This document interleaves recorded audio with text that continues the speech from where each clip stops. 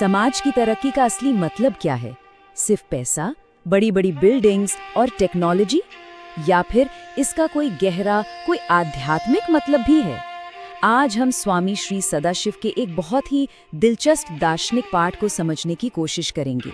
ये वैदिक ज्ञान के आधार पर इन सवालों के कुछ, कह सकते हैं, चौंकाने वाले जवाब देता है। तो चलिए देखते हैं। इस पूरी सोच की शुरुआत होती है एक बहुत ही शक्तिशाली विचार से। जहाँ विच्छिन्नता, विभिन्नता, पृथकता है, वहाँ तुच्छता, अल्पता, क्षुद्रता, मतलब जहाँ भी बिखराव है, अलगाव है, वहाँ छोटी सोच और खालीपन तो आएगा ही। ये लाइन वाकई सोचने पर मजबूर करती है। क्या आज हमारे समाज में जो अकेलापन बढ़ रहा है, जो ये अलगाव है, वही हमारी बहुत सारी मुश्किलों की असली जड़ है? यही सवाल इस पूरे दर्शन के दिल में है। तो इस बात को समझने के लिए सबसे पहले एक बुनियादी दार्शनिक अंतर को जानना जरूरी है, जिस पर ये पूरी सोच टिकी हुई है, और वो है एकता बनाम द्वैत। तो देखिए, इस दर्शन का जो मूल सिद्धांत है वो है अद्वैत भाव, यानी नॉन ड्युअलिटी या एकता का भाव। इसे ऐसे समझ सकते हैं जैसे समंदर में हजारों लाखों लहरें उठती हैं, है ना, पर वो सब है तो एक ही समंदर का हिस्सा। बस ठीक वैसे ही ये सिद्धांत कहता है कि हम सब, ये पूरा ब्रह्मांड असल में एक ही चेतना का हिस्सा है, एक ही चेतना से जुड़े हुए हैं, कोई दूसरा है ही नहीं। अब यहाँ पर दो बिल्कुल अलग नजरियों की तुलना की गई है।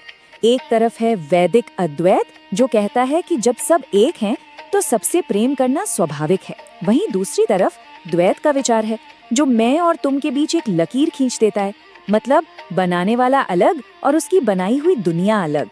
इस लेख का तर्क बहुत साफ है। वो कहते हैं कि जहाँ भी ये अलगाव की दीवार खड़ी होगी ना, वहीं से पसंद नापसंद, मैं बेहतर तुम कमतर, और फिर टकराव, ये सब शुरू हो जाता है। लेकिन ये सिर्फ फिलॉसफी की बात नहीं है। सवाल ये है कि ये सोच असल में हमारे समाज को कैसे बनाती है। चलिए देखते हैं कि कैसे एकता और अलगाव के ये विचार दो बिल्कुल अलग अलग तरह के सामाजिक मॉडल तैयार करते हैं। इस पाठ के मुताबिक वैदिक संस्कृति बचपन से ही एकता की इस भावना को मन में बिठाती है। वसुधैव कुटुम्बकम, मतलब पूरी दुनिया एक परिवार है। ये सिर्फ एक कहावत नहीं है। सोचिए, जब माता पिता, गुरु, यहाँ तक कि घर आए मेहमान को भी देव यानी ईश्वर का दर्जा दिया जाता है, तो रिश्तों में अलगाव की, दूरी की कोई गुंजाइश ही नहीं बचती। सब एक दूसरे से जुड़े हुए हैं। और इसके बिल्कुल उलट ये लेख पश्चिमी व्यक्तिवाद पर एक बहुत बड़ा सवाल खड़ा करता है। इसका तर्क ये है कि जब हर कोई सिर्फ मैं और मेरे बारे में सोचने लगता है, तो जीवन का वो सामूहिक माधुर्य, मतलब एक साथ होने की जो मिठास होती है, वो कहीं खो जाती है, और फिर इंसान अपने ही बनाए एक अकेलेपन के पिंजरे में कैद होकर रह जाता है। समाज का ये जो फर्क है, ये हमें तरक्की की परिभाषा पर भी सोचने को मजबूर करता है। ये लेख दो तरह की तरक्की की बात करता है। एक है बाहरी तरक्की, मतलब भौतिक, और दूसरी है आंतरिक तरक्की, यानी आध्यात्मिक। यहाँ पर फर्क बिल्कुल साफ है। बहिर्विकास यानी बाहरी तरक्की, जिसका पूरा फोकस किस पर है? पैसा, आराम, भौतिक सुख सुविधाएं। दूसरी तरफ है आंतर विकास यानी अंदर की तरक्की, जो हमारे पूरे जीवन के कल्याण पर ध्यान देती है। और इस लेख की सबसे बड़ी चेतावनी भी यही है कि अगर हम सिर्फ बाहरी तरक्की के पीछे भागते रहे ना, तो आखिर में हाथ लगेगा तो बस खालीपन और असंतोष। तो सिर्फ बाहरी तरक्की पर इतना जोर देने का नतीजा क्या होता है? यहीं से हम इस लेख के सबसे गहरे और शायद सबसे गंभीर तर्क तक पहुंचते हैं, आत्मा का संकट। और ये सवाल आज भी उतना ही मौजू है ना? अगर ये मान भी लें कि पश्चिम ने भौतिक कामयाबी के शिखर को छू लिया है, तो फिर वहाँ एक गहरी आध्यात्मिक बेचैनी, एक खालीपन क्यों महसूस होता है? कुछ तो है जो शायद कहीं छूट गया है।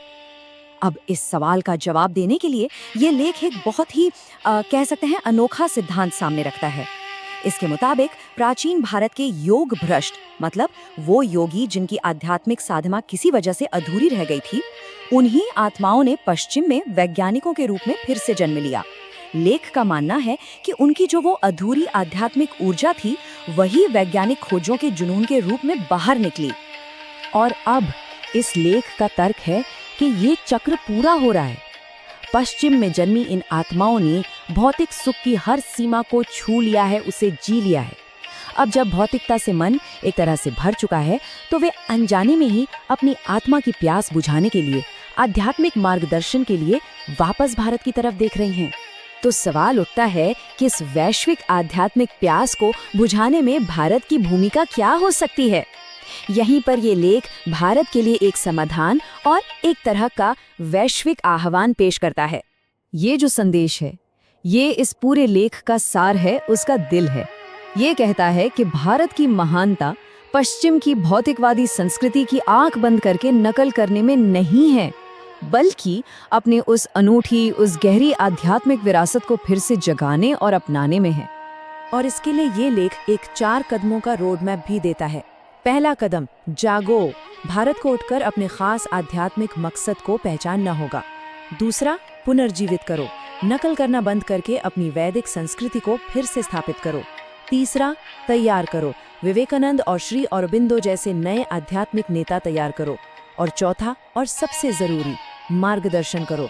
इन नेताओं को पश्चिम में भेजो ताकि वो उन आत्माओं की मदद कर सके जो आध्यात्मिक राह खोज रही हैं। ये सिर्फ भारत के लिए काम नहीं, बल्कि पूरी मानवता के लिए एक कर्तव्य बताया गया है। तो आखिर में ये पूरा विश्लेषण हमें एक बहुत ही बुनियादी लेकिन बहुत जरूरी सवाल के साथ छोड़ जाता है। किसी भी समाज की तरक्की का, उसकी कामयाबी का असली पैमाना क्या है? उसकी ऊंची ऊंची इमारतें और बैंक में जमा पैसा, या फिर उसके लोगों के बीच का आपसी प्रेम और सबका सामूहिक कल्याण? इस सवाल का जवाब जो भी हो, शायद वही हमारे आने वाले कल की दिशा तय करेगा।